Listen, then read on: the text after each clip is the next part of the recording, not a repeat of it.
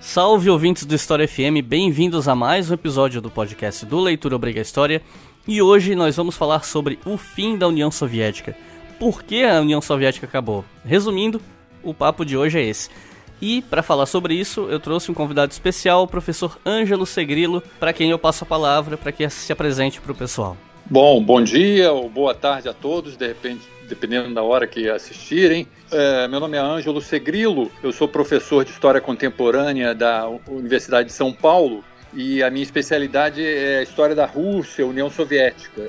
Eu fiz o meu mestrado, ainda era União Soviética quando eu cheguei lá, em 1989, né? Fiz meu mestrado de 1989 até 1992. Quando eu saí em 1992 já era outro país, já tinha acabado a União Soviética, já era a Federação Russa. Eu voltei lá várias vezes depois para fazer pesquisas, né, porque o meu doutorado, que foi pela Universidade Federal Fluminense, tratava exatamente da perestroika. Né, então foi acabou saindo em livro chamado Declínio da União Soviética, um estudo das causas. Então eu estou ligado a esse tema desde a época que eu estive lá, né, testemunhando em loco, né, a perestroika, até hoje, quando eu venho estudando a história da Rússia e da União Soviética. Os meus alunos costumam brincar comigo, dizem que eu sou um produto da Guerra Fria, né, porque eu fiz a minha graduação nos Estados Unidos, né, numa faculdade americana, a Universidade de Missouri, e fiz o meu mestrado na União Soviética. Então, um produto da Guerra Fria, a minha formação acadêmica. Então é isso, pessoal. Vamos ter muito papo pela frente, mas primeiro eu vou chamar os comerciais.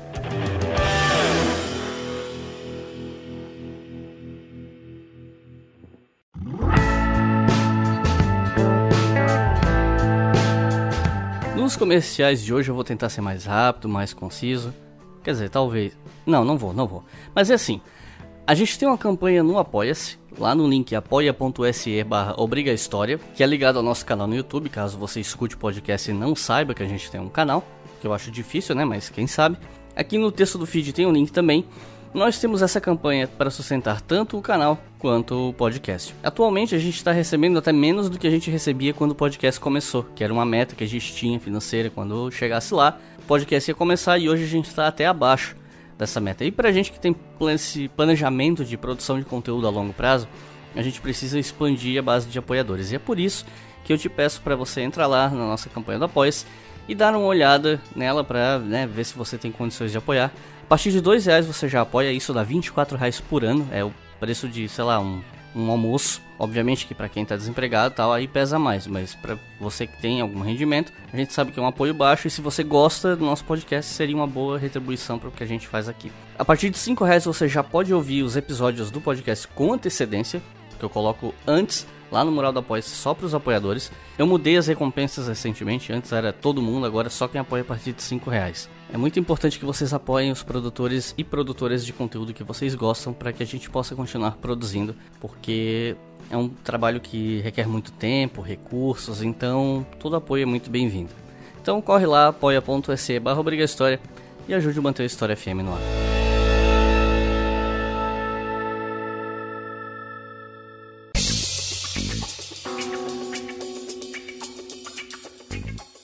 E o outro anúncio que eu tenho para fazer está diretamente ligado ao tema desse episódio. Como vocês sabem, no fim dos episódios do História FM, eu peço para os convidados e convidadas darem uma dica de leitura para quem está ouvindo, entender mais sobre o tema ou sobre algum aspecto do que foi conversado no episódio. E um dos livros que está sendo recomendado lá no final é o livro Os Russos, publicado pela editora Contexto e escrito pelo próprio Ângelo Segrilo. E por que eu estou falando especificamente desse livro? É porque se você entrar no site da editora Contexto, que é editoracontexto.com.br, e comprar esse livro, na hora de fechar a compra você usa o cupom HISTORIAFM, tudo junto, sem acento, e vocês vão ganhar 30% de desconto. O site já dá 15%, mas aí, no caso, com esse cupom você ganha 30%. Não é cumulativo, tá? Não vai para 45%, são 30%. Mas ainda assim é um baita desconto. E o livro vai para R$ 39,90. Então, pensa bem, é um baita de um desconto. e é exclusivo aqui desse episódio. Esse cupom é só para esse episódio aqui, quem tá ouvindo é que vai ter acesso. Então é digamos assim, que um mimo da Editora Contexto para vocês que ouvem o História FM. E se vocês já leram o livro, ou caso vocês comprem o livro a partir desse cupom, vocês podem procurar a gente lá no Twitter, @HistóriaFM, FM maiúsculo, tá? No Twitter, e fala lá pra gente o que você acha do livro, e a gente quer saber o que vocês acham do livro do Ângelo Segrilo. Então é isso, agora chega de conversa e vamos por episódio. Não se esqueçam, editoracontexto.com.br.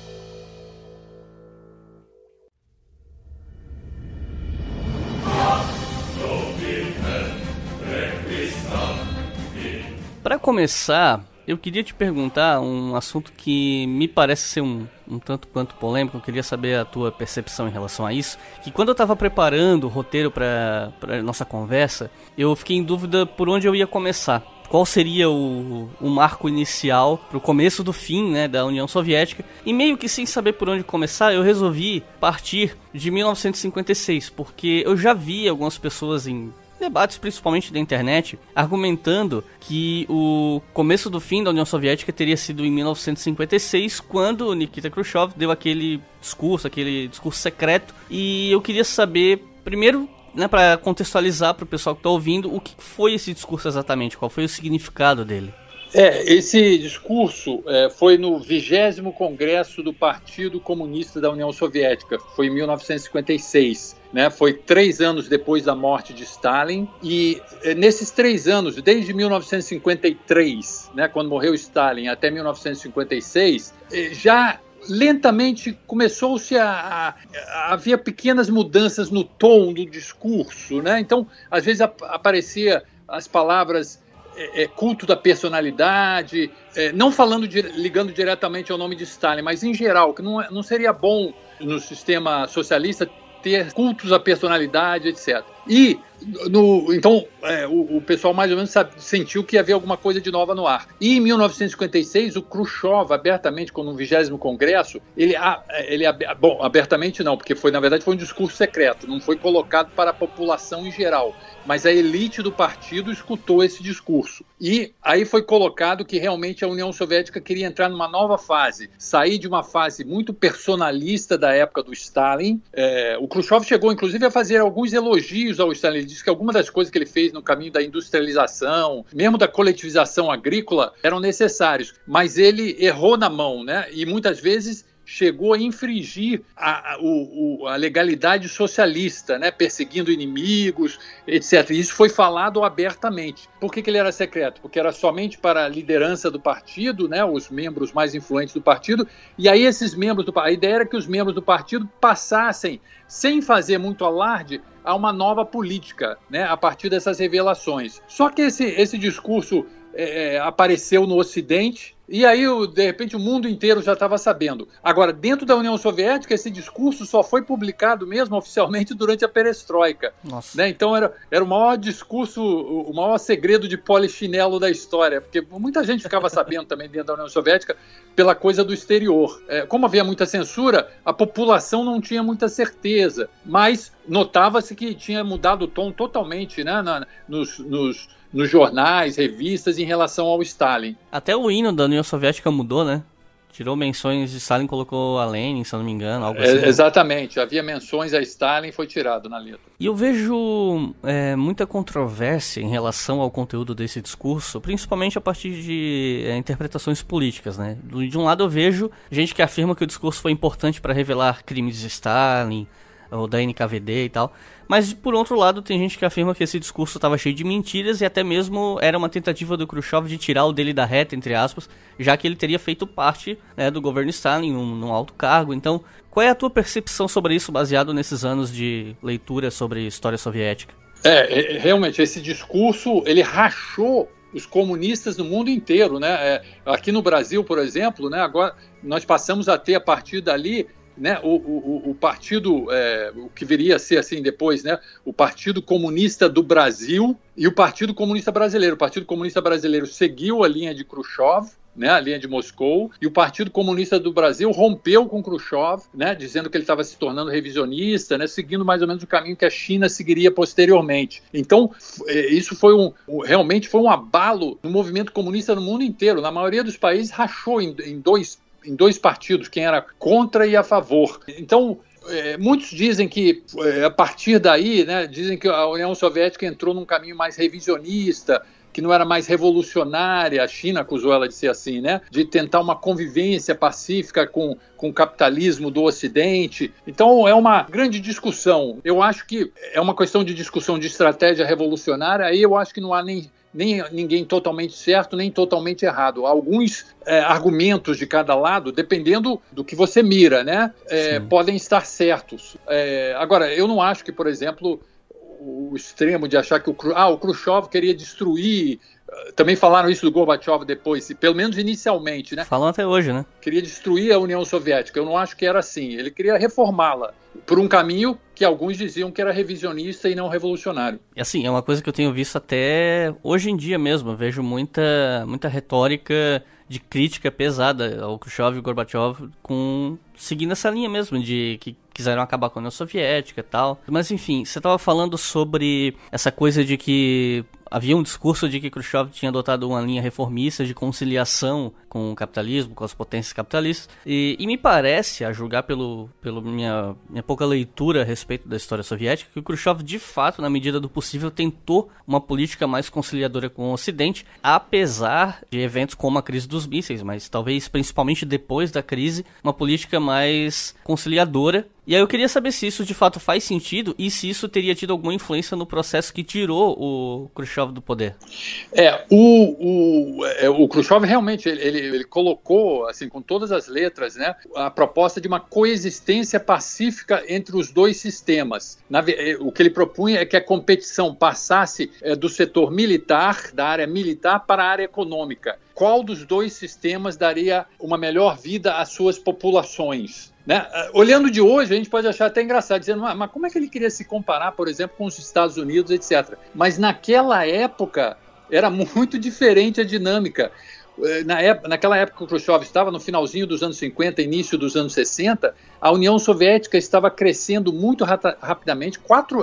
O produto interno bruto da União Soviética crescia 4 vezes mais rápido que o dos Estados Unidos. Em 61, o Khrushchev falou, em 20 anos ultrapassaremos os Estados Unidos não só em produção, como em produtividade, e chegaremos ao comunismo. Hoje em dia isso parece uma tremenda bravata, mas na época não pareceu assim, porque lembra, a União Soviética crescia 4 vezes mais rápido.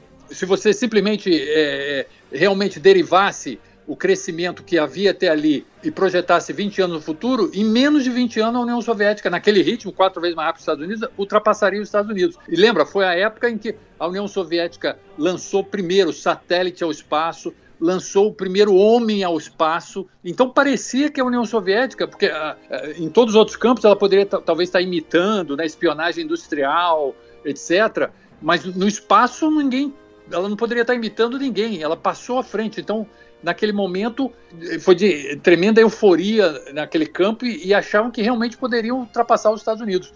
Um dos que levou isso a sério, essa ameaça de ultrapassar, foi o presidente Kennedy. O Kennedy mandou fazer uma reforma educacional nos Estados Unidos, porque ele achava que os Estados Unidos estavam dando muita ênfase na área de humanidades, né? As áreas menos úteis para o desenvolvimento tecnológico, como história, como a nossa área de história, filosofia, sociologia. E os soviéticos estavam muito em cima de física, química, matemática, e ele mandou dar um reforço nessas áreas chamadas de exatas, né? E levou a sério, né, aquela competição toda. Essa postura do Khrushchev, ela teve relação com o processo de retirada do Khrushchev do poder? O que levou à queda do Khrushchev? Não, aí são vários fatores, aí é uma congruência de fatores, né? Primeiro que eu falei assim, na virada dos anos 50 para os anos 60, né, no início, estava muito otimista, parecia que a União Soviética ia ultrapassar realmente os Estados Unidos. Só que alguma coisa aconteceu ali no final dos anos 60, principalmente 70 e 80, que aquele crescimento todo que estava tendo diminuiu. Por isso que o Gorbachev começou aquela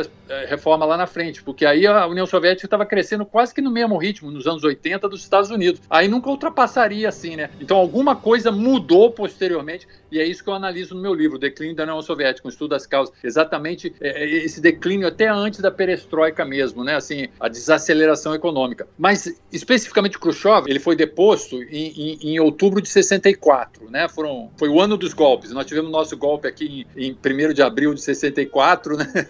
E eles estiveram lá em outubro de 64. O Khrushchev, ele fez reformas muito profundas, mas ele era meio voluntarista, isso é verdade mesmo.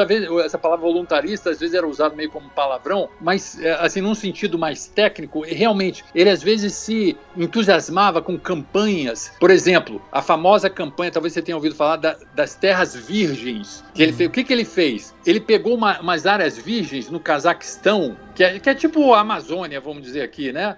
Não é bem assim, mas comparando aqui com o Brasil, né? E ele disse, vamos aumentar a produção agrícola, vamos dobrar a produção agrícola, enviando muita gente ao Cazaquistão, ampliando a fronteira agrícola, e ele realmente gastou um dinheirão, é como gastamos aí com a Transamazônica, etc. Transportou um monte de gente, fez plantações, e realmente nos primeiros anos aumentou muito a produção agrícola, mas aí a natureza é fogo, a questão da ecologia, você não pode ir fazendo assim, ao Deus dará as coisas na ecologia.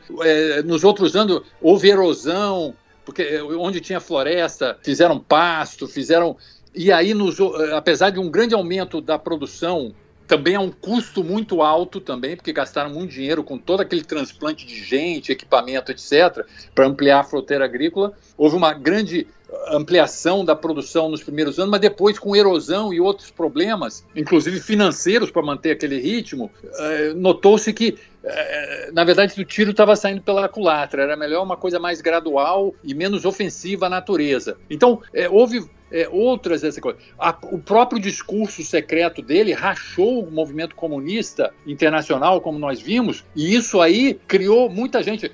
2 países, na Hungria e na Alemanha Oriental, mas principalmente na Hungria, que foi mais forte. Na Polônia também teve na Hungria teve um levante contra a União Soviética. A Hungria soviética se levantou contra a União Soviética e muitos disseram que isso foi culpa do Khrushchev, que disse que o Stalin mantinha todo mundo, né, à força. Então os outros entenderam que então podemos ter a nossa liberdade. E aí houve todos esses levantes. Então pouco a pouco foi se juntando. Ele também fez algumas reformas econômicas. As reformas econômicas de Gorbachev não foram as primeiras, não. Os soviéticos já fizeram várias reformas assim, bastante profundas antes. Teve as reformas de Khrushchev, e teve umas reformas de Kosygin, que talvez a gente possa falar também na época de Brezhnev, que também foram bastante radicais. No caso da reforma de Khrushchev, ele achava que o planejamento que era feito, o planejamento central, na época, que era feito, e é o tradicional que acabou sendo, né, mas ele modificou naquela época, que era feito em linhas ministeriais, estava criando muita burocracia. O que é isso, linhas ministeriais? Tudo era planejado, tudo na União Soviética, não tinha nada privado, né, era tudo do Estado, é tudo como se fosse uma grande companhia estatal, né, do Estado.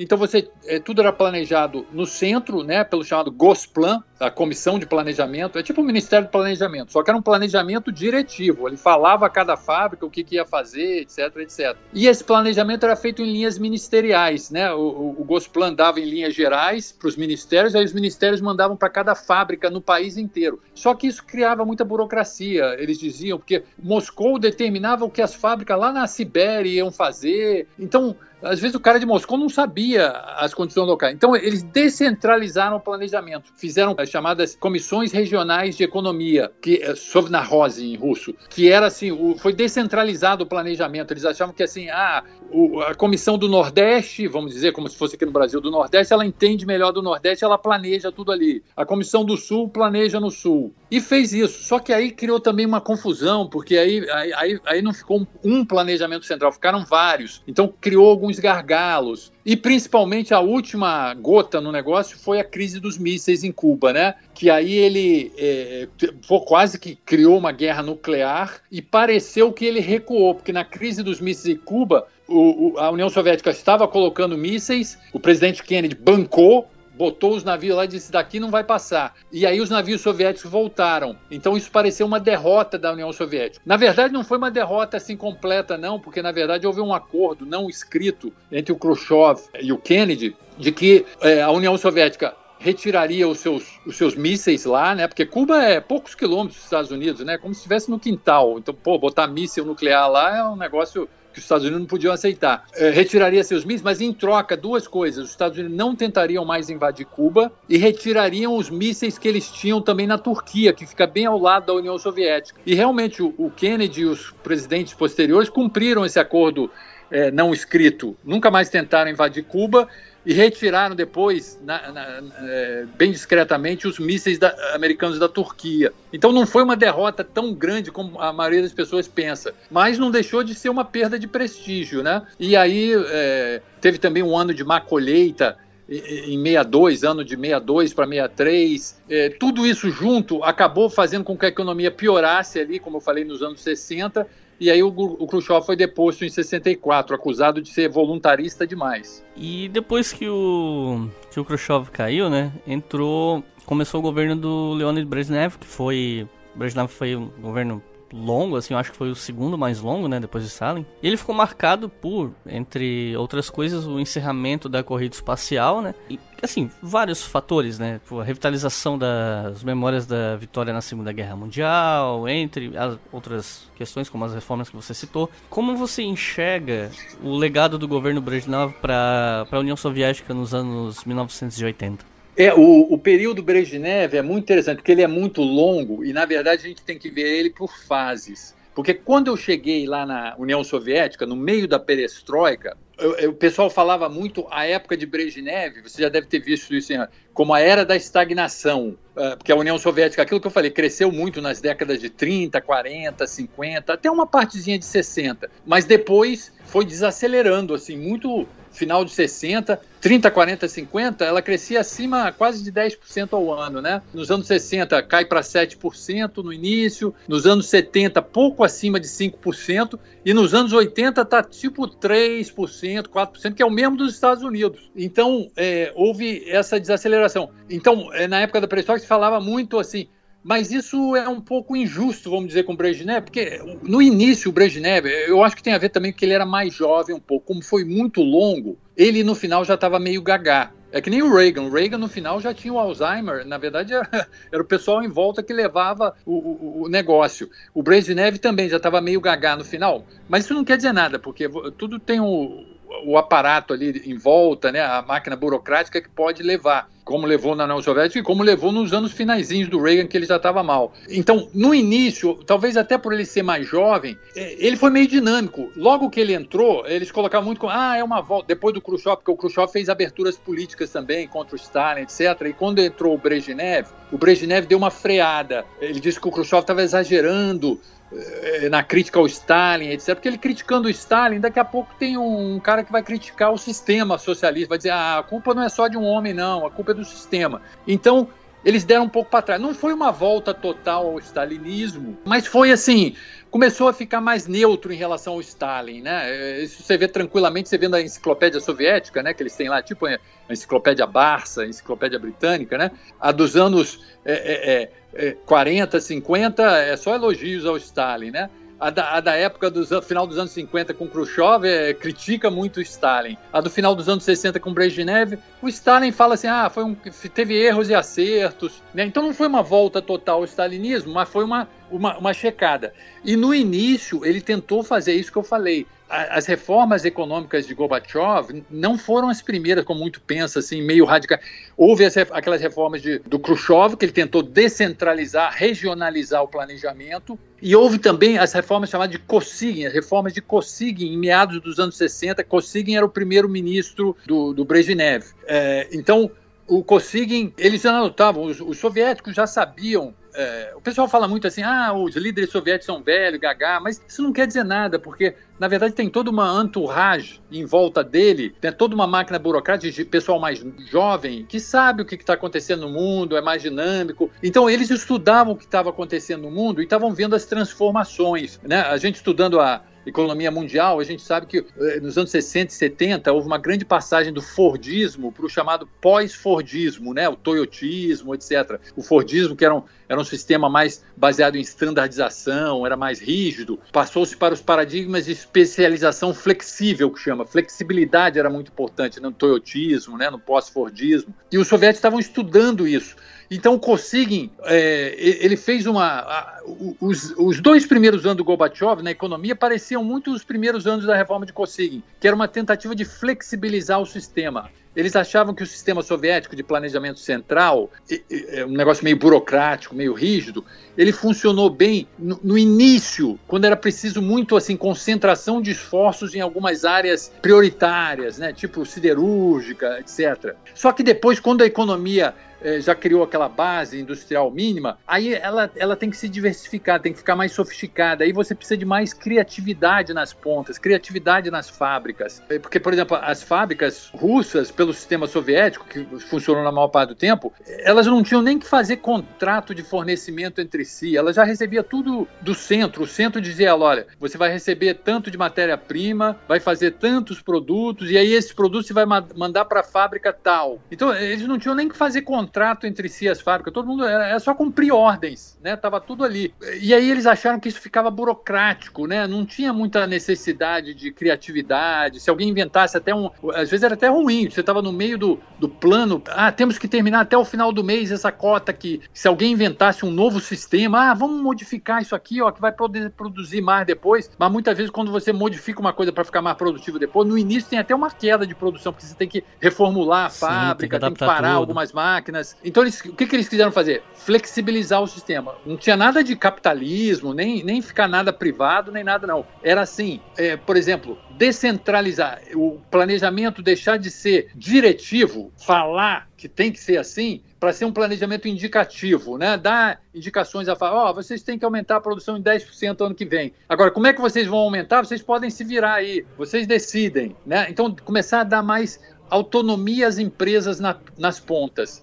As reformas de Kosygin foram muito assim. Aí o que aconteceu com as reformas de Kosygin? Um pouco parecido com as reformas de Khrushchev e um pouco parecido com as reformas de Gorbachev, como a gente vai falar lá na frente também. Elas deram maior autonomia às empresas nas pontas, e aí as empresas começaram a ser mais ágeis realmente, mas aí surgiram gargalos, porque às vezes uma empresa, por exemplo, em vez de eu vender meus pneus aqui para a fábrica Lada, né? Lembra aquele carro Lada soviético? Sim. Eu vou exportar porque aí eu ganho em dólar. Então, aí o que acontecia? A fábrica Lada ficava sem os pneus que aquela antiga fábrica enviava, né? Porque, na verdade, as fábricas também eram imensas, meio monopolistas, né? Tudo era meio tipo assim, Petrobras, sabe? Uma empresa fazendo tudo. Eu estou exagerando, na verdade não é uma empresa, às vezes era 5 empresas no país inteiro, mas não tinha muitas. Então, se uma delas deixa de fornecer para a outra não consegue, assim, alternativa. Então, ficou mais ágil, mas criou gargalos. E aí, também, veio o problema político, que na verdade é o principal. Afinal, quem manda? É o centro ou é a ponta? Entendeu? Quando a ponta começou a fazer coisas que o centro não queria, aí o centro falava, não, tem que fazer assim. Falou, mas você não falou que a gente é que tinha autonomia? Criou o problema. Quem manda? É o centro ou é a ponta? Aí, naquela época ali, o Brezhnev mandou dar uma parada. Aí as reformas de Kosygin, que começaram por volta de 65, por volta de 1970 já tinham diluído. Eles deram uma freada porque acharam que estavam perdendo o controle político. Vai ser diferente lá na frente com as reformas de Gorbachev. Quando a gente for falar lá, a gente vai ver que as reformas de Gorbachev começaram parecidas com a de Kosygin, também tiveram os problemas do Kosygin, e aí foi um grande debate em 1988 sobre o que eles fariam. Como é que a gente faz? Volta para trás, como na reforma de Kosygin, ou vamos para frente? Eles resolveram ir para frente e aprofundar essa reforma, como a gente pode falar lá adiante. E aí tomou outro rumo. Você está ouvindo o História FM.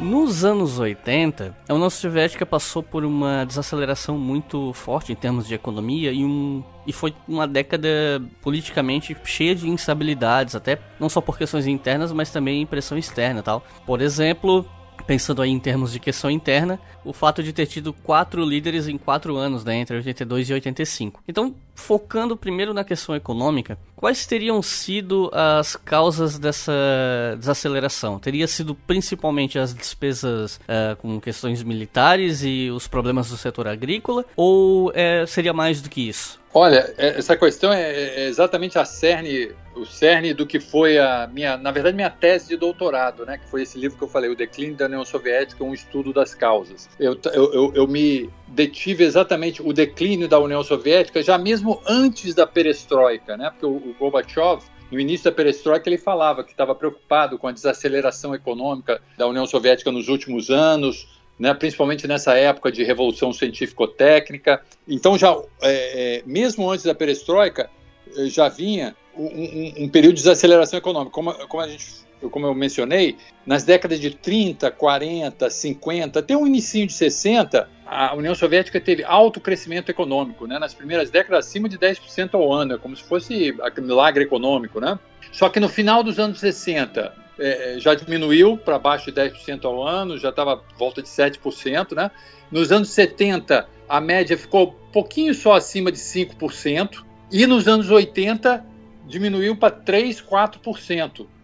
Né? Então, o Gorbachev falou que ele começou a perestroika muito em cima desse problema de desaceleração econômica e logo num período em que a revolução científico-técnica estava se tornando cada vez mais forte. Né? Então, quando eu analisei, eu cheguei à conclusão que essa coincidência temporal de haver uma desaceleração econômica exatamente à medida que a chamada terceira revolução industrial ou terceira revolução tecnológica ou revolução da informação, né, vinha se passando, né? Porque essa terceira revolução industrial que chamam é a revolução da eletrônica, da computação, né? Ela vinha se formando desde os anos 50, ela é uma junção da computação, que começou nos anos 50, embrionariamente, né? Mas aí era só na área científica, aqueles computadores que ocupavam o andar inteiro, né? Juntado à robótica dos anos 60, né? Porque aí a computação que estava só na área científica, né? Com aqueles computadores imensos de um andar inteiro, entrou com a robótica nos anos 60 na produção. E nos anos 70 se completou o esqueleto dessa revolução, terceira revolução industrial, revolução da informação, quando essa computação invadiu a área social como um todo, porque aí vieram os microcomputadores, né, os computadores pessoais. Né, a computação que nos anos 50 ficava só restrita na área científica, eram computadores caríssimos, né, entrou com a robótica, né, na área da produção nos anos 60 e nos anos 70 invadiu os lares das pessoas, invadiu a área social como um todo. Então se completou esse esqueleto da terceira revolução industrial, revolução da informação, etc. O esqueleto básico, né? Depois ela vem se desenvolvendo mais. E exatamente nessa época houve a desaceleração da União Soviética. Será que isso foi coincidência? Mera coincidência temporal? Eu cheguei à conclusão que não, estudando muito o sistema soviético, como passava, e aí eu estudei o declínio da União Soviética não apenas como o que estava acontecendo internamente na União Soviética. Eu notei que eu tinha que estudar isso conjuntamente com o que estava acontecendo no mundo inteiro, porque isso afetou a União Soviética. O que estava acontecendo no mundo inteiro nessa época da Revolução da Informação? Estava havendo uma passagem da era do Fordismo para o pós-Fordismo. O Fordismo, que se formou na primeira metade do século XX, era um sistema assim, bastante rígido, né? Era formado de controles que eles chamam de verticais de informação e comando, né? Você tinha a correia transportadora, né? E a gerência mandava aumentar ali a velocidade da correia e todo mundo tinha que seguir isso. Então, era muito de cima para baixo, fluxos verticais de informação e comando. E era um sistema muito rígido também, porque era baseado em standardização. Para as coisas ficarem mais baratas, tudo tinha que ser produzido standard, padronizado. Né? O Ford até falava, os meus clientes, no início, né? Os meus clientes podem comprar carro de qualquer cor, desde que seja preta. Ele só vendia carro preto no início, porque ficava mais barato, né? Padronizava, ficava mais barato cada unidade produzida. Então havia essas três qualidades básicas, né? Era um sistema rígido, porque era baseado em padronização, com fluxos verticais de cima para baixo, né? De informação e comando, e uma ênfase muito grande em quantidade, né? Economia de escala. Quanto mais você produzir de um mesmo produto, mais barato ele vai ficar. Isso aí serviu na primeira metade, né, do século XX, o mercado estava crescendo, etc. Na segunda metade do século XX, apareceu no Japão um outro sistema, né, porque o Japão do pós-guerra não tinha mercado em larga escala. Então, a chamada economia de escala não funcionava com ele. O que eles fizeram? Eles usaram a chamada economia de escopo, economia de variedade. Como não tinha uma larga escala para produzir um monte de um mesmo produto para ficar mais barato, eles criaram um sistema super flexível que passava da produção de um modelo para outro rapidamente, né? E eles fizeram isso utilizando as novas técnicas da terceira revolução industrial. Então as máquinas passaram a ser máquinas flexíveis. Agora que tinha o chamado controle numérico, né? Controle numérico é você ter uma caixinha ali com programa de computador que faz a máquina serrar em tantos ângulos, muda para tal ângulo, muda para tal ângulo. Então, uma máquina pode fazer vários trabalhos diferentes. E aí, os trabalhadores não precisam ficar igual na fábrica fordista, que ele tem que acionar a máquina, que só faz uma coisa o tempo todo. Então, os trabalhadores passaram a ser polivalentes, as máquinas também, máquinas flexíveis. Então, o sistema toyotista, inclusive utilizando essas novas tecnologias da terceira revolução industrial, foi um sistema chamado de sistemas flexíveis. A palavra básica era flexibilidade. Por quê? Porque aí eles podiam, por exemplo, se no Japão, no pós-guerra, eles não tinham mercado para produzir, por exemplo, 1.000 carros, como nos Estados Unidos, né, para fazer economia de escala, eles tinham, vamos dizer, para 300 carros, 300 picapes, 300 caminhões, né, escalas bem menores. Mas se eles pudessem inventar um sistema que produzisse carro, picape e caminhão, mudando de um para outro rapidamente, sem muito custo, aí 300 mais 300 mais 300 é praticamente 1.000. Então eles conseguiriam aquela escala que o Fordismo não consegue fazer. O Fordismo só usa máquina que só faz uma coisa, né? Naquela época era máquina elétrica, não era base eletrônica ainda. Então eles conseguiram, com essa enorme flexibilidade, fazer a tal da economia de variedade ou economia de escopo, quando você ganha produzindo modelos diferentes. Então, foi assim que o Japão conseguiu crescer no pós-guerra, com esse modelo diferente. Enquanto o capitalismo estava bombando, chamado 30 anos de ouro, né? Foi as décadas de 40, 50, 60, foram os 30 anos de ouro do capitalismo, cresceu muito, né? Então, havia mercado para todo mundo. Então, o Fordismo, o toyotismo era só uma alternativa lá engraçadinha que tinha no Japão, curiosidade. Mas aí, nos anos 70, houve a crise dos anos 70, aí os mercados encolheram. Aí o toyotismo mostrou a sua vantagem. Quem viveu essa época sabe, havia 1.000 livros dizendo o fim do Império Americano, o milagre japonês, etc. Porque os japoneses na década de 70 e 80 tomaram conta do mercado. A Toyota se tornou a maior companhia do mundo, desbancando a General Motors. Por quê? Porque os anos 70 e 80 foram exatamente a situação que o Japão tinha no imediato pós-guerra, que eram mercados estritos, encolhidos. E eles faziam lucro nesse mercado estrito mesmo, através da economia de variedade. Aí você pode falar, mas hoje em dia a economia americana já se recuperou. Sim, se recuperou a partir dos anos 90, mas como é que ela se recuperou? Copiando os japoneses. Eles enviaram gente ao Japão para aprender as novas técnicas e hoje em dia praticamente não tem mais empresa puramente fordista, não existe mais isso. Todas utilizam, se não totalmente a coisa toyotista, porque existem algumas coisas que são culturais, mas poucas coisas, mas todas as fábricas hoje empregam os paradigmas de especialização flexível, técnicas de just-in-time, de controle total de qualidade, né? Então, hoje em dia, o desenvolvimento é nessa base de paradigmas de especialização flexível, que são paradigmas que enfatizam a qualidade, não é só quantidade, né? Enfatizam a economia de escopo, não é só a economia de escala, de larga escala, tem fluxos mais horizontais de informação e comando. Na fábrica, o trabalhador tem mais autonomia para cuidar da qualidade diretamente e é mais flexível. Então, é bem diferente do Fordismo. O Fordismo é rígido, fluxos verticais de informação e comando e ênfase em quantidade, né? O toyotismo, os novos paradigmas, eles são flexíveis, fluxos mais horizontais de informação e comando, né? E ênfase em qualidade, não só em quantidade. E o que tem isso a ver com a União Soviética? A União Soviética, se você reparar, nos anos em que o Fordismo era o paradigma mais avançado no Ocidente, ela cresceu, acompanhou bem, aliás, crescia mais rápido ainda. Por quê? Porque se você olhar bem os princípios do sistema soviético, eles eram muito parecidos com o do Fordismo. O sistema soviético não era rígido, não era baseado em fluxos verticais de informação e comando, de cima para baixo, não tinha aquela ênfase grande em quantidade, aquelas empresas imensas. Então, o sistema soviético caía bem, encaixava bem na competição com o sistema fordista.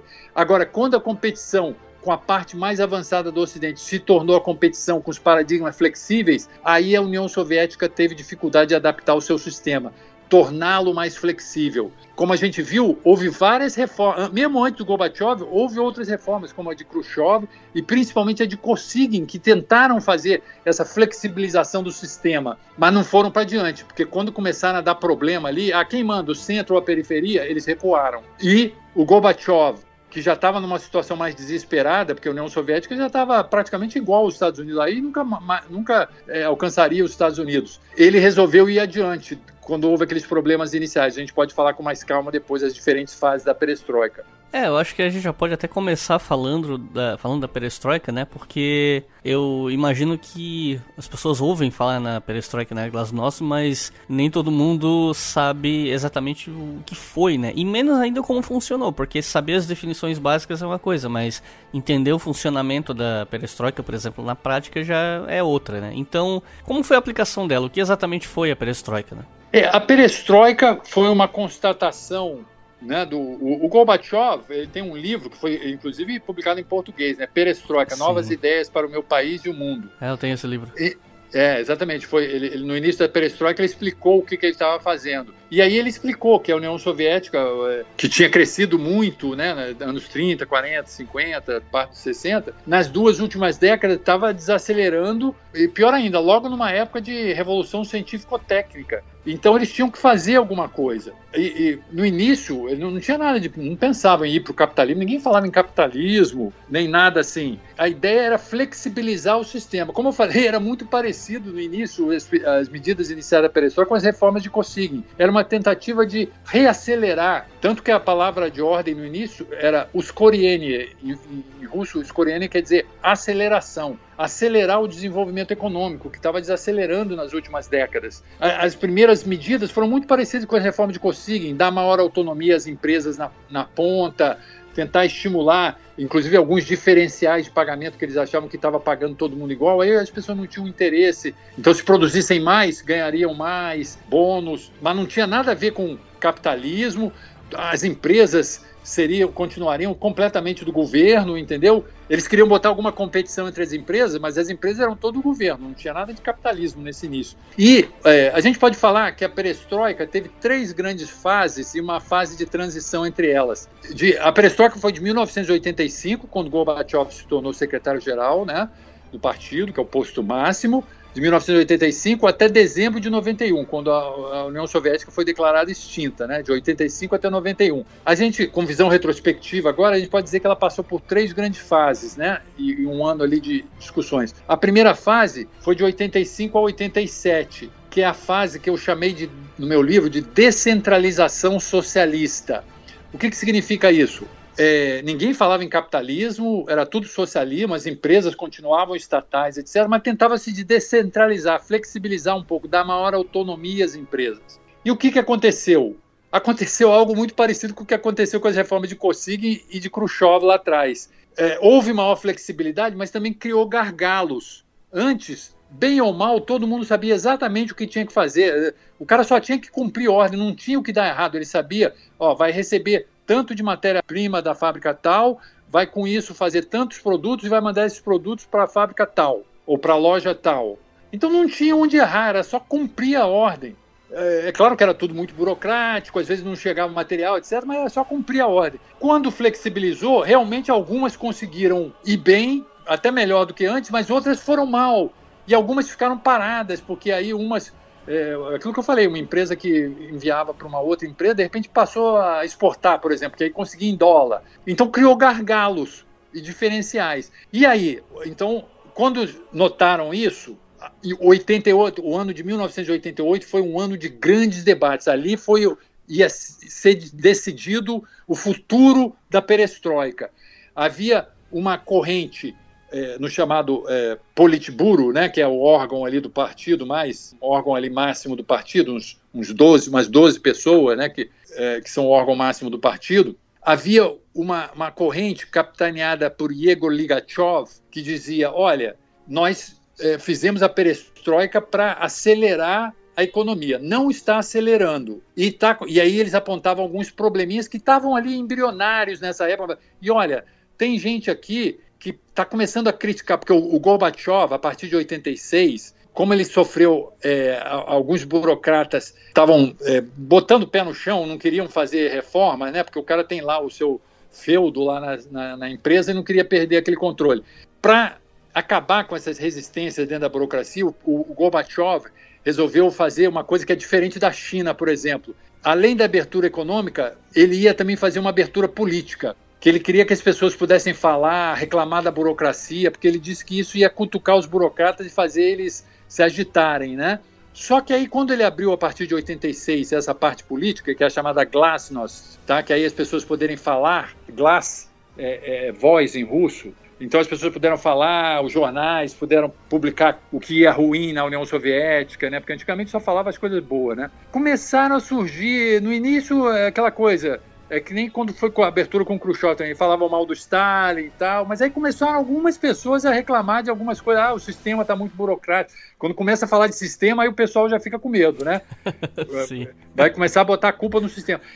Então, o Igor Ligachev falou, olha, não estamos acelerando a economia e tem gente já falando aí algumas coisas que são perigosas. Vamos voltar para trás. Queria fazer que nem na época das reformas de Kosygin.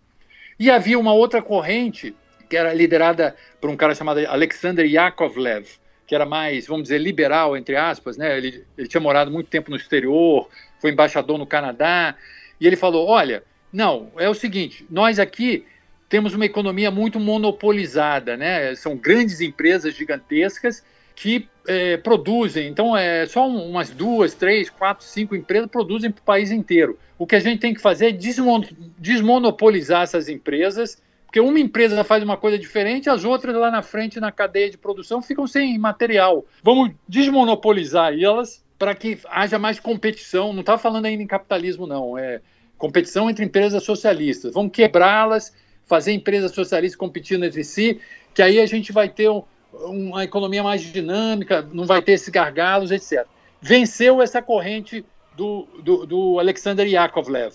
E aí eles entraram, então, no escuro, porque em toda a tentativa de reforma anterior, eles pararam naquele ponto. Ali eles resolveram ir adiante. Foi a fase que eu chamei no meu livro de economia de mercado, que foi a fase ali de 89, primeiro, até 89 e 90. O que era economia de mercado? Economia de mercado não quer dizer que é capitalismo necessariamente, né? Isso era uma grande discussão que tinha lá na época da perestroika, quando estava lá. Economia de mercado significa capitalismo? Aí eles falavam que não, porque a economia de mercado já existia muito antes do capitalismo, né? Desde Fenícia, não sei o que, você tinha os mercados lá, né? Sim. Só que o mercado era marginal, né? Ele não ocupava a economia como um todo. A maioria da economia era agricultura, etc., né? No capitalismo, o mercado aí vira tudo é mercado, né? O mercado se generaliza. Mas então, o mercado existiu antes do capitalismo, então pode existir depois do capitalismo também. O que eles queriam era uma economia de mercado socialista. O que é uma economia de mercado socialista? Você tem um monte de empresa estatal socializada concorrendo entre si. É uma economia de mercado que está concorrendo, mas não tem capitalista, não tem nada. Então foi isso que eles propuseram ali. Depois que acaba aquele ano de discussões, em 88, vence a corrente do Alexander Yakovlev, 89 e 90, eles começam a botar cada vez mais elementos de mercado. Só que, aí o que acontece? A situação não melhora, ao contrário, piora muito, porque aí começaram a surgir mil outros problemas. Porque, por exemplo, começou o problema das nacionalidades também. A União Soviética era formada de mais de 100 nacionalidades diferentes. Aí, com a abertura da perestroika, elas começaram a reclamar cada um dos seus problemas. E aí fechava, uma não mandava produto para outra. Aí aumentou mais ainda os gargalos. E aí o Gorbachev foi perdendo o controle do processo. Porque aí ele falava, podem falar, agora falem. Só que aí alguns começaram a falar, olha, o problema é o sistema. Tem que ter um pouco de capitalismo, sim, tem que ter economia de mercado. E aí a coisa realmente, em 1990, foi uma grande confusão. E aí, em 1990, eles tomaram uma decisão que foi assim, fatal, talvez seja, né? Mas alguém pode ver como positiva. Eles acabaram com o monopólio do Partido Comunista da União Soviética. Instauraram um sistema pluripartidário, poderia haver outros partidos além do Partido Comunista. Aí, quando houve essa transformação, aí a coisa realmente começou a correr muito mais rápido. E a crise econômica se aprofundando, porque aquilo que eu falei, os laços estavam se quebrando entre as repúblicas, né? O problema das nacionalidades piorou a questão econômica. Em 91, a situação estava meio catastrófica mesmo, ameaçando até ter guerra entre algumas regiões. A Armênia e Azerbaijão estavam quase em pé de guerra pela região chamada Nagorno-Karabakh. E em agosto de 91, uma parte dos auxiliares de Gorbachev achavam que ele estava perdendo a razão. A União Soviética, eles tinham medo que ia se desintegrar, porque tinha tido um referendo se as pessoas queriam que acabar com a União Soviética ou não. Então eles deram um golpe de agosto de 91, aquele famoso golpe de agosto de 1991, que durou 3 dias. Eles colocaram o Gorbachev, que estava em férias, em prisão domiciliar, tomaram poder. Não era nem para voltar ao socialismo necessariamente, mas para que a União Soviética não se desintegrasse. Só que o golpe foi meio mal planejado. O Yeltsin, aí teve seu grande momento, né? O Yeltsin subiu nos tanques na Praça Vermelha. O Yeltsin era presidente da Rússia naquele momento. A Rússia era uma das 15 repúblicas, eles chamam república. Aqui o Brasil é formado de estados, né? A União Soviética era formada das 15 repúblicas, chamava. A maior delas era a Rússia. Então Gorbachev era o presidente da União Soviética e Yeltsin era presidente da Rússia, que era a maior das repúblicas, das 15 repúblicas.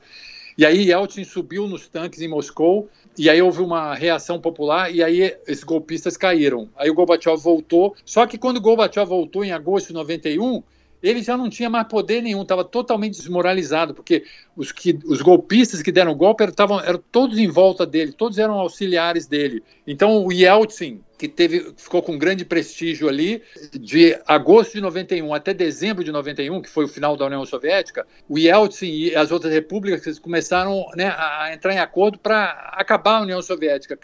Cada uma das 15 repúblicas viraria um país. Só que elas não chegavam a um acordo como fazer, porque o país era tão interligado, aquilo que a gente falou, né? Às vezes uma empresa fornece para o país inteiro, não conseguiam chegar a um acordo como separar, né? É que nem a União Europeia, se fosse separar hoje, né? Lá a Inglaterra está tendo problema. E aí, em dezembro de 91, os presidentes da Rússia, Ucrânia e Bielorrússia, que são as 3 repúblicas eslavas daquelas 15, quer dizer, o Yeltsin e mais os presidentes da Rússia, da Ucrânia e da Bielorrússia, disseram, olha, nós estamos saindo da União Soviética unilateralmente. Quem quiser, venha com a gente. Nós vamos criar a Comunidade dos Estados Independentes aqui com a gente. Quem quiser, venha com a gente. Mas nós estamos saindo da União Soviética unilateralmente. Aí, quando eles saíram, aí o Gorbachev viu que não tinha jeito mesmo, aí acabaram decretando o final, a desintegração da União Soviética, e ela deixou de existir no finalzinho de dezembro, quando o Gorbachev passou a maleta nuclear ao Yeltsin, né, que era presidente da Rússia, e aí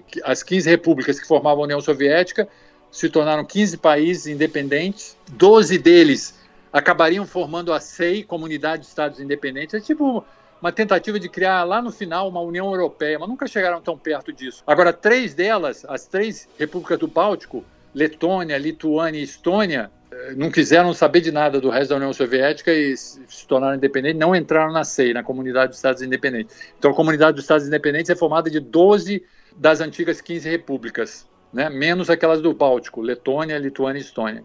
Só para falar, teve a fase que eu chamei de economia de mercado, né? Foi 89, primeiro semestre de 90, e depois houve a fase que eu falei, a fase da restauração capitalista e desintegração, que foi a segunda metade de 90 e 91 todo, porque ali já se falava de capitalismo, né? Vários daqueles...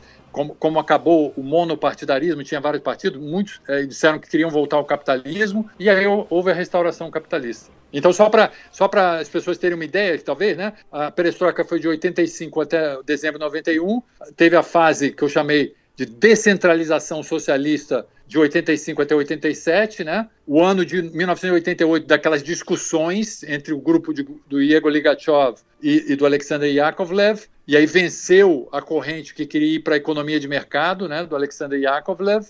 Foram para a economia de mercado em 89, primeiro semestre de 90, não melhorou, piorou, e aí entrou na fase da restauração capitalista e desintegração, né? O último de 90, o último semestre de 90 e 91.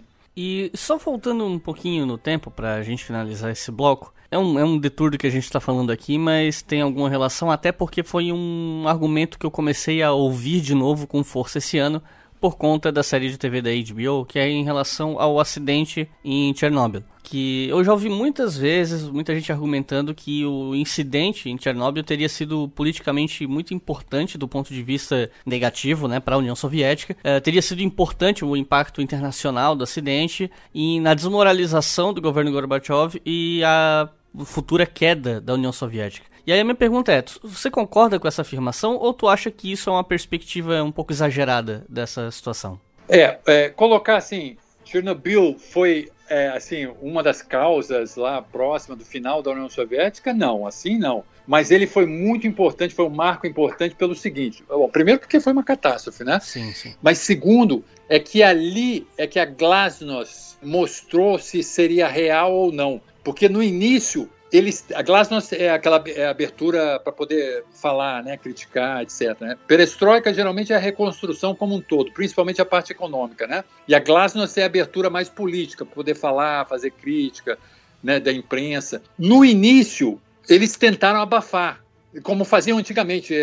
Ninguém falava as coisas ruins que aconteciam, só sabia das coisas boas. Né? Só que o Gorbachev acabou mandando deixar falar tudo mesmo.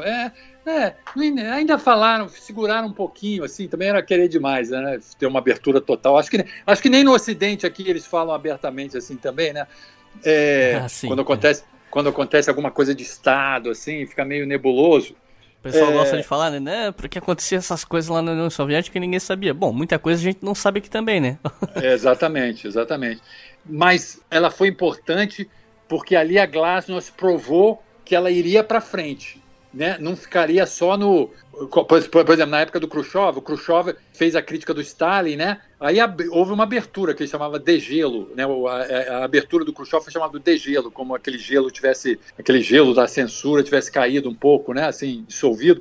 Só que era um degelo muito limitado, né? Porque o cara podia falar mal do Stalin, etc. Não podia falar nem do sistema, nem do Khrushchev, né? Que o diga Solzhenitsyn, né? O Solzhenitsyn foi publicado na União Soviética. Nos primeiros livros ele falava mal do Stalin. Quando ele começou a falar mal do sistema, do Khrushchev, aí foi mandado embora na União Soviética naquela época, né? A Glasnost também, no início, pode falar mal dos burocratas que trabalham mal, do Stalin, mas ali, uma coisa é dizer que era um perigo, que podia causar um perigo para a humanidade, tentaram no início segurar do estilo antigo, mas aí o Gorbachev falou, não. Bom, então, nesse sentido, Chernobyl foi muito importante. Fora o aspecto de catástrofe, né? Porque afetou o mundo inteiro, né? Um exemplo para o mundo e como é que fica aí a questão nuclear, que a gente vê que é muito... Qualquer catástrofe, né? Vê no Japão como é que aconteceu lá, pode afetar aí todo mundo. Mas fora isso, para a perestroika, eu não diria que ela decretou o fim da União Soviética, né? Não é tão direto assim. Mas principalmente para Glasnost foi um momento fundamental.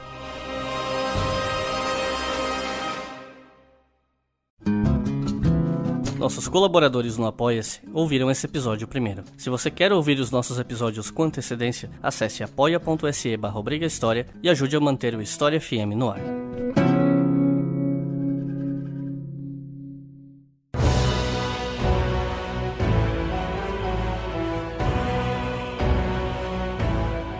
Bom, a gente já entrou em alguns detalhes importantes em relação à queda da União Soviética, até, né, o dezembro de 91, e eu só queria retomar um pouco esse processo final 89 e 91 por conta dos países da esfera soviética aos poucos conseguindo independência em relação a ela, principalmente em 89, que o principal marco ali é o Muro de Berlim, né? Qual a tua percepção em relação a esse processo e como esse processo desses países buscando suas independências, no caso Romênia, Polônia, Tchecoslováquia, etc., como isso afetou processualmente o fim da República? Claro, a gente já falou da questão das nacionalidades, né? Mas se a gente pudesse esmiuçar um pouco melhor isso.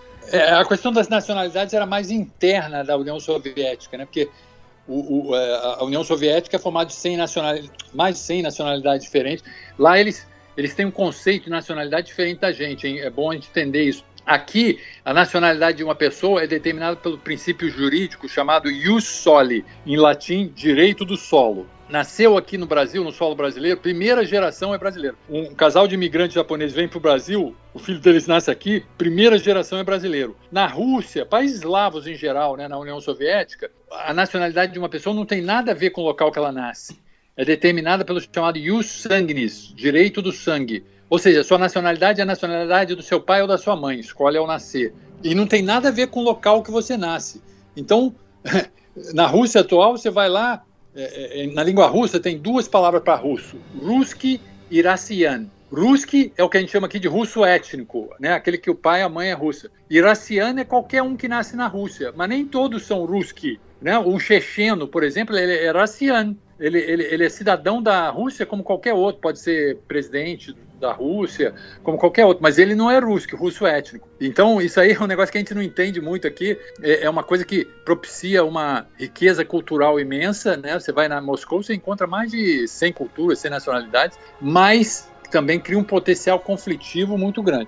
Então, a questão das nacionalidades é mais internamente dentro da União Soviética. Agora, tinha os países do leste europeu, que são aqueles países que se tornaram socialistas quando os tanques da União Soviética foram expulsando os alemães que tinham ocupado aqueles países. Então, ali a situação é diferente. Na União Soviética, o socialismo foi uma coisa endógena, nativa. Foram os russos que fizeram a Revolução Russa. Nesses outros países, o socialismo veio junto com os tanques soviéticos. Não foi uma coisa nativa que eles fizeram uma revolução interna. Então, o socialismo naqueles países nunca teve assim uma raiz tão forte quanto na Rússia, na União Soviética, né? Porque na União Soviética foi uma coisa nativa, lá foi uma coisa mais externa. Então, eles, assim que o Gorbachev começou a fazer a abertura ali na União Soviética, eles começaram a tentar fazer as aberturas lá, os movimentos, né? Quem era contra. E aí ficou uma grande dúvida, porque quando, por exemplo, a Hungria, em 1956, tentou se levantar, o Khrushchev, apesar de ter feito a crítica do Stalin, ter dito que não, agora vocês podem falar, todo mundo pode falar, quando os húngaros, em 1956, tentaram se levantar, ou também a Tchecoslováquia, em 1968, né, o Khrushchev, em 56, e o Brezhnev, em 68, mandaram os tanques soviéticos reprimirem.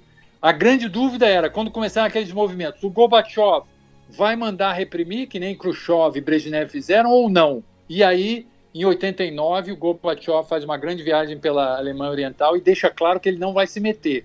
Ali a coisa, quem vai resolver são os cidadãos daqueles países com aqueles países, né, com os líderes daqueles países. E aí, então, naqueles países que o socialismo já não tinha tanta força, aqueles movimentos começaram muito rapidamente, e ali em 89, 90, vários países praticamente caíram, né, no socialismo antes da União Soviética. E o Gorbachev não se meteu. Né?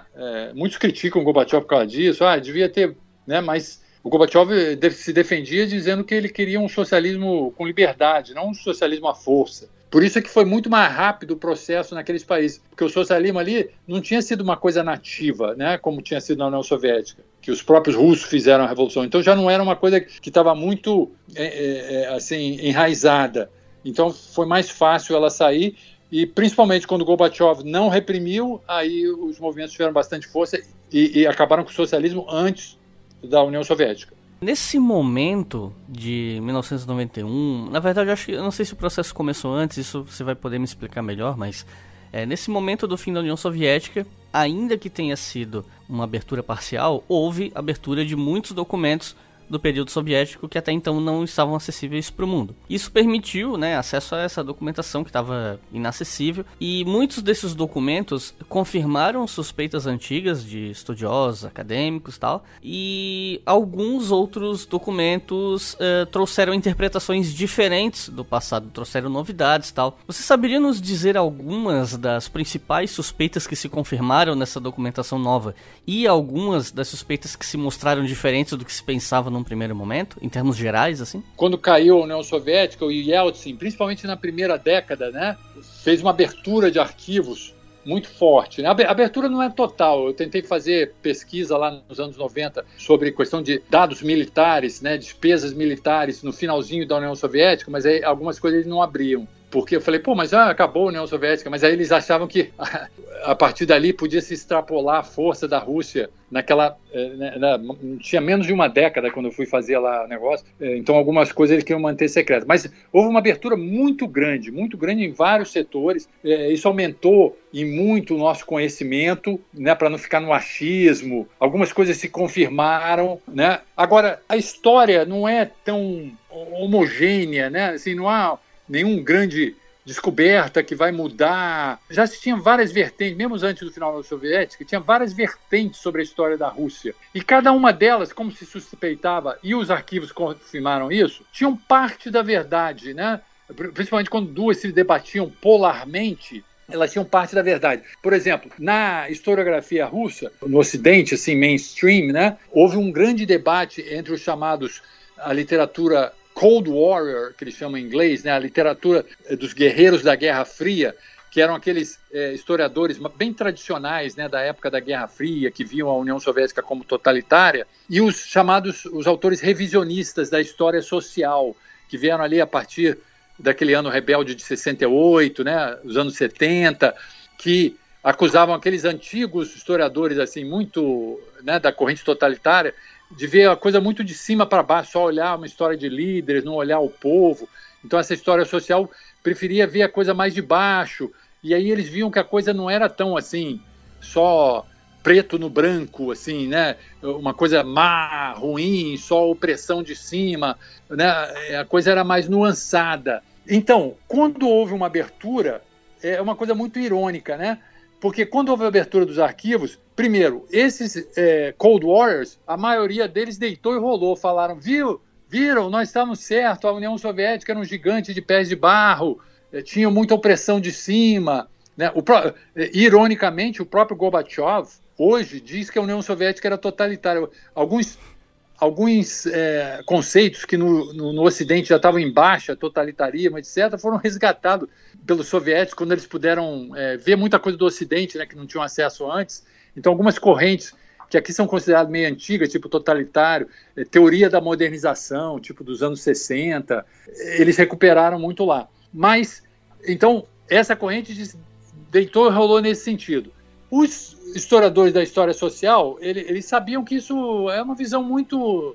Isso não estava desde o início, que eram gigantes com pés de barro, etc., né? Foi um processo complexo que requereu várias fases, teve diferentes fases, em diferentes momentos poderia ter tido outros caminhos, né? Eu mesmo falei aqui que eu acho que tem muito a ver com aquela passagem de Fordismo para pós-Fordismo. Então, não é que o sistema soviético foi sempre um gigante de pés de barro. Não, naquela fase do Fordismo, anos 40, 50, 60, estava crescendo mais rápido que o Ocidente, né? Só que depois passou a ter problema para se adaptar a uma nova época, por exemplo, né? Então, nada é tão simples assim. E aí os historiadores da história social, usando os mesmos arquivos, vão mostrar que, olha, não é tão simples assim, não era só uma questão de opressão, né? Tinha várias correntes, tinha dissidências dentro da União Soviética, tinha várias correntes, mesmo dentro do partido, tinha umas correntes que lutavam contra certas coisas.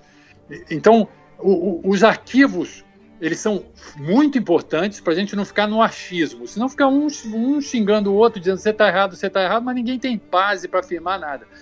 Mas eles mostraram que, na verdade, ninguém tinha sozinho a resposta certa. Aí a gente tem base para ver que nesse ponto aqui, realmente, havia muita coisa de cima, havia muita coisa que era dita sem que se acreditasse, etc, etc. Mas aqui, os arquivos também mostram que havia várias correntes internas borbulhando aqui. Dentro do partido houve algumas correntes que se opuseram a esses caminhos que a gente não conhecia antes, apenas desconfiava. Os arquivos avançaram várias. Por exemplo, história regional. Uma das coisas que mais aumentou foi história regional, coisa que a gente o que a gente conhecia da União Soviética era muito centrado em Moscou, São Petersburgo, Leningrado, né, na época. Houve um boom de história regional, coisas que a gente não tinha nem acesso, conhecer coisas da história da Sibéria, etc., na época soviética, que aumentou a beça, né? Então, foi muito importante. Agora, uma coisa que se sabe é que, na verdade, o que provou é que ninguém tinha a resposta sozinho, ele tem toda a resposta. Na verdade, as diferentes escolas que se debatiam uma com a outra, cada uma tinha uma parte da verdade, em alguns pontos, em outros pontos eram mais fracas, E isso a gente pode ver melhor pelos arquivos. E para finalizar, eu não quero entrar muito nesse assunto para não estender, né? Eu acho que isso, inclusive, é algo que a gente pode retomar num outro episódio no futuro, se você estiver disponível. Mas eu queria saber o seguinte: qual é a percepção hoje na Rússia, entre a população e tal, em relação ao passado soviético? Porque eu vejo de vez em quando as notícias falando que o Levada Center lá fez uma pesquisa e constatou que, sei lá, 2/3 ou tantos por cento da população russa sente saudade do período soviético, e aí tem toda uma discussão sobre memória, que memória não necessariamente é história e tal. Então, assim, na tua opinião, qual é a percepção na Rússia hoje a respeito desse passado soviético? Olha, eu admiro aí o seu conhecimento aí da parte da Rússia, sem ser especialista nela. Você falou no Levada Center, né? É muito importante isso, porque eu acho que a gente não pode ficar no achismo, né? Como a gente falou antes dos arquivos, né? Por exemplo, eu estive lá e falar o que eu acho que os russos pensam, porque eu tenho uma grande ideia, porque eu convivi muito lá, tenho ideia, mas isso não adianta, a gente tem que ter pesquisa de opinião confiável, né? Um método confiável, não pode ficar achando, eu conheço muitos russos e a maioria deles fala, isso pode ser na cidade que você teve, uma coisa você está em Moscou, outra coisa você está no interior, são coisas bem diferentes. Sim. Moscou difere de São Petersburgo, por exemplo. Então tem que ver pesquisa de opinião. E essas pesquisas de opinião, ao contrário da União Soviética, que a gente não podia confiar muito nas pesquisas de opinião, as pesquisas de opinião hoje podem ser confiáveis, sim. Principalmente, você falou no Levada Center. Esse Levada Center, né? Center Levada em russo, né? Ele é de oposição ao Putin, hein? Porque alguém pode falar, mas como é que fala? De pesquisa de opinião, né? Tipo o Ibope aqui, né? De opinião Sim. oficial. É ligado ao governo, não vai falar a verdade. Eu posso até fazer um outro comentário em relação a isso, mas vamos dizer que é assim mesmo, vamos desconfiar. Mas esse Levada Center, Center Levada, né? Que você mencionou, ele é de oposição ao Putin. Então, você pode mais ou menos confiar nas pesquisas, que ele não vai falar coisa. E realmente, eu acompanhei até 2012, quando eu fiz um outro livro meu, eu acompanhei bem essas pesquisas. Quando se falava da União Soviética e mesmo do socialismo, havia uma maioria, uma pluralidade que a gente chama, não era mais de 50% da população, mas entre as divisões era a maior de todas. Era mais de uns 35%, 40% de pessoas que achavam até que o socialismo era melhor que o capitalismo, depois de terem experimentado o capitalismo, hein? Isso aos poucos vai mudando, porque as antigas gerações que chegaram a conhecer a União Soviética vão morrendo. Então aí, é claro que as pessoas podem ter opinião, mas já não são opinião de primeira. E por que muita gente sente saudade? Aí tem várias discussões, você até colocou algumas coisas de memória, etc. Primeiro que o capitalismo ele é muito instável, né? Então as pessoas sentem muita falta de uma certa estabilidade que tinha no período soviético. O período soviético era altamente burocrático, as pessoas reclamavam, né? As pessoas eram autoritárias, assim, os chefes, não sei o quê, mas tinha uma certa estabilidade, tinha algumas coisas boas, né? Não tinha inflação, antes da perestroika, né? Não tinha assim, inflação. O aluguel era ridículo, né? As pessoas não pagavam por educação e saúde. Então, as pessoas tinham, assim, tipo antes da perestroika, era assim, a maioria das pessoas na União Soviética tinha, assim, nível de vida, classe média baixa. Bom, classe média baixa, isso depois da época Lula mudou um pouco esse conceito de classe média, mas o pessoal mais antigo sabe o que são pessoas, assim, que têm uma casinha, assim, mal conseguem, de repente, ter a sua casinha própria, só que lá eles tinham casinha própria, porque era barato, né? Pagavam um aluguel assim simbólico. Aí podia almejar um carrinho assim com uma dificuldade, levando algum tempo. Então esse tipo de coisa, esse tipo de classe média baixa, a maioria das pessoas tinha isso, né? O lado bom é que tinha um nível cultural alto, né? O livro era barato, não tinha que pagar pela educação, etc. Mas era muito burocrático e muito autoritário o sistema. Os chefes mandavam, né? Então tinha muita reclamação. Mas tinha essa estabilidade. E também, por ter censura, a maioria das pessoas, o que elas viam do mundo na época da União Soviética era o que a televisão e os jornais mostravam. O que a televisão e os jornais mostravam? Só o lado bom da União Soviética e o lado ruim do capitalismo no mundo. O capitalismo é desemprego, mostrava o Brasil. No Brasil os brasileiros matam criança. Era uma época aí, na época da final da ditadura militar, que matavam ali os meninos de rua ali na Cinelândia. Os negros dos Estados Unidos estão com desemprego, estão com não sei o quê. Aí muitos russos até, pô, graças a Deus eu moro aqui, que não tem isso. É claro que isso é uma visão dos dois lados. Então lá não era nem paraíso nem inferno, né? Era um sistema lá que tinha seus prós e contras e que muitos, principalmente os mais velhos, porque os mais velhos têm dificuldade de se adaptar no capitalismo. Se tiver desemprego, eles não conseguem emprego. Sentem saudade disso. Então, na verdade, tem até uma idealização também, porque às vezes eles ficam achando, puxa, era tão bom naquela época. Na verdade, naquela época eles ficavam reclamando o tempo todo de burocracia, do chefe ficar mandando, não sei o quê. Mas realmente tinha uns lados bons aí que eu falei, né? De classe média baixa, educação. Então, eu acho que quem quer saber o que os russos acham daquela época, olhem essas pesquisas, e essas pesquisas que você falou, do Levada Center, que é um centro de oposição ao Putin, porque senão, se olhar do outro, o Ibope de lá oficial, que é mais ou menos a mesma coisa também, podem dizer, não, é porque é do governo. Realmente o pessoal tem uma certa saudade daquele tempo, meio idealizada, é verdade, mas é um pouco por causa da estabilidade que tinha. Até porque a economia nos anos 90 na Rússia, pelo que eu saiba, foi um período muito complicado economicamente, né? Então, eu imagino que, né, essa transição imediata tenha sido traumática para muita gente, né? Pelo menos o pouco que eu li. Aquele livro Terra Negra, por exemplo, fala muito sobre as pessoas que perderam moradia do dia para a noite, assim, num processo muito rápido, estavam na rua porque o sistema mudou tanto e elas não tinham possibilidade de se adaptar e tal. Então, foi bem traumático, né? Você falou bem, os anos 90 foram traumáticos para o russo, porque foi a passagem, né, do capitalismo para o socialismo, mas foi uma passagem muito rápida. Foi muito rápida até de propósito, né, para não ter volta. Eles ficaram com medo de se demorar muito tempo, de repente não tem volta. Mas o resultado foi que nos anos 90, a queda do PIB russo foi maior que a dos Estados Unidos na década de 30, da Grande Depressão, só para você ter uma ideia, né? Até 98...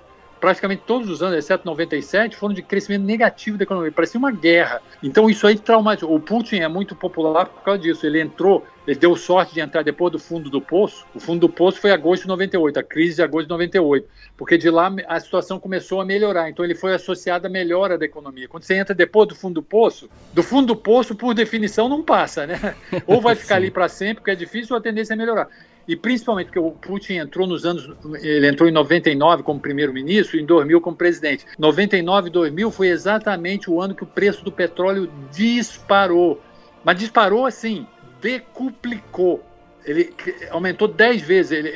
Em 98 ele estava um pouco abaixo de $10 o barril. Dali a 3 anos ele estava em $148 o barril, 10 vezes mais. Ou seja, quando o Putin entrou, ele pôde botar em dia todos aqueles salários estatais, aposentadorias estatais, que na época do Yeltsin viviam atrasados, né? Aí, por isso que ele teve uma popularidade muito grande. Foi a melhora econômica. Então, os anos 90 foram traumáticos para os russos, e aí nos anos 90 eles perderam, porque no início dos anos 90 eles estavam meio que idealizando o Ocidente. Na época da perestroika, eles falavam muito mal do socialismo, né? Até para mudar, assim, né? Olha como é que na Suíça... eles não falavam nem muito na época da perestroika, não era nem muito imitar os Estados Unidos, porque eles achavam o capitalismo muito selvagem. Eles falavam muito na Suécia. Olha lá, queremos ser igual à Suécia, que não é um capitalismo assim igual aos Estados Unidos, tem uma preocupação social e não tem a opressão que tem aqui na União Soviética. Eles achavam que iriam se tornar uma Suécia. Só que nos anos 90 não se tornaram uma Suécia, aí perderam assim, a ilusão com o Ocidente. Pô, o capitalismo é isso. Aí por isso que muita gente nos anos posteriores passou a meio que idealizar a antiga União Soviética. Ele fala, para ficar igual os anos 90 eu preferia ficar na União Soviética. Então por isso que é uma certa idealização do passado ali, por causa daquela estabilidade antiga.